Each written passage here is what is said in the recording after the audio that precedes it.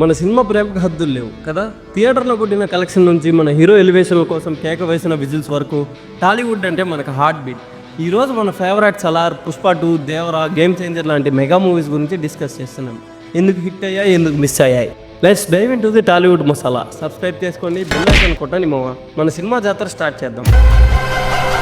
అయితే hunting season open చేసి ఈ మాట నువ్వెప్పుడు అంటావని ఎదురు చూస్తున్నాను రా. సలార్ ప్రశాంత్ నీల్ డైరెక్షన్లో ప్రభాస్ హీరోగా వచ్చిన ఈ సినిమా 2023లో మోస్ట్ సక్సెస్ఫుల్ తెలుగు మూవీగా నిలిచింది.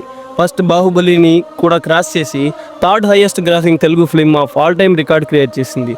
కానీ కమర్షియల్గా సక్సెస్ అయినా కూడా ఫ్యాన్స్ అండ్ క్రిటిక్స్కి ఉన్న మ్యాసివ్ ఎక్స్పెక్టేషన్స్ని సాటిస్ఫై చేయలేదు.